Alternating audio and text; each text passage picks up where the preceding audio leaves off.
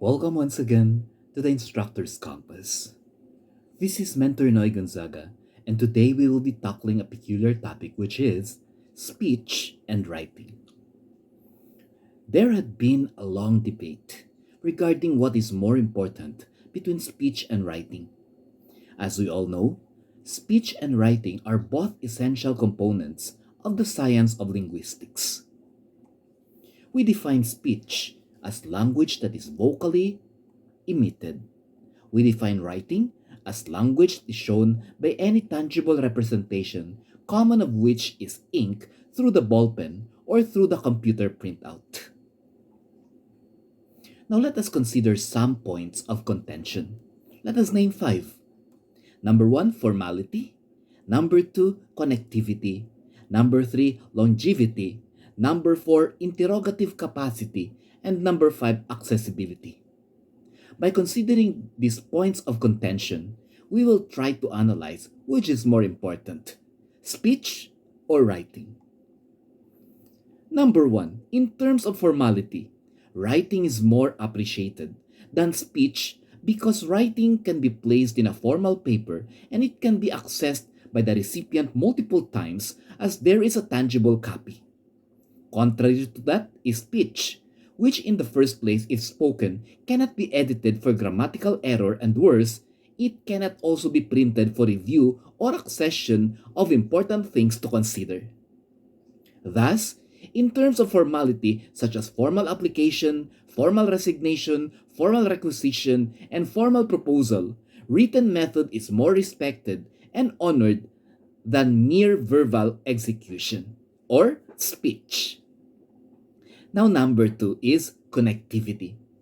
While writing is comprehensive as everything is found and registered in the materials printed, the problem here is the person receiving the written material cannot ask questions right away or accessibly have the opinion of that person who sent the letter or the written material, which may warrant exchange of ideas for clarity and concern.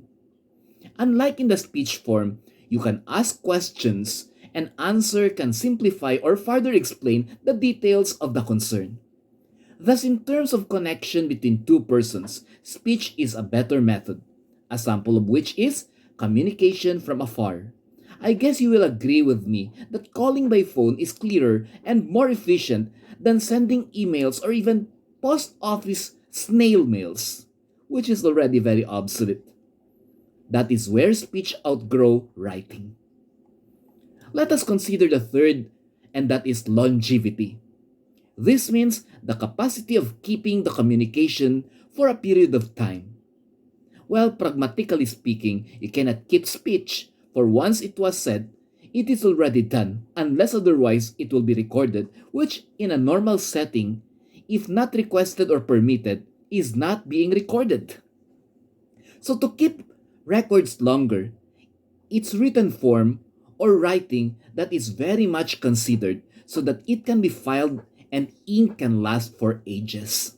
That is why contracts, agreements, and probably property titles are not placed in speech but rather in writing because it needs to stay in longer period of time or else it will not be honored due to tampered or absence of evidence if it is destroyed. Fourth, the interrogative capacity or the capacity to ask questions within the actual communication itself. Well, you can imagine when the receiver wanted to ask questions in writing, and then he will write and wait, and when the questions are answered back in letters, he will write again in order to ask further questions. That means a lot of time and discomfort if writing is to be considered. Why? Well, why not go for conversational speech wherein you can ask the speaker directly and there will be interaction and right away questions are satisfied and there will be closure to issues with communication. Well, in this way, speech is graded as excellent. Well, in asking questions, no doubt speech is the best option. Fifth and last, accessibility. This means if you want to review the communication you have, well, how can you review speech? Because once you have said it, it can never be retrieved for grammar check or validity check. Whereas in paper or writing, you can always have rough drafts, editing, and even possibility of late change of mind, withdrawal from communication by changing the letter that you have passed. These can only happen if the communication medium is in written form or the action of communicating is writing. Thus, in filing and record accessibility, speech is useless unless again there are recording mechanisms which still needs permission. In this aspect, writing will always come out relevant. Now, upon comparing the importance of writing and speech, we come to realize that there are avenues that speech is more preferable than writing. And there are also areas wherein writing supersedes speech.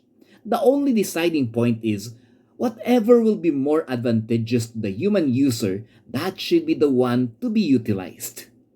Thus, speech and writing should not be bunked and compared and competed with each other. These two areas of linguistics should work hand in hand for the benefit and greater advantage of the human learner, human user, or the communicator in general. Once again, this is the instructor's compass clarifying the issues between writing and speech. I hope you have enriched your intellectual pouch with these online bits of knowledge. This is Mentor Noy Gonzaga of Academia Gonzaga Learning System. Until the next burst of knowledge in this online system will be witnessed. Have a great moment, everyone.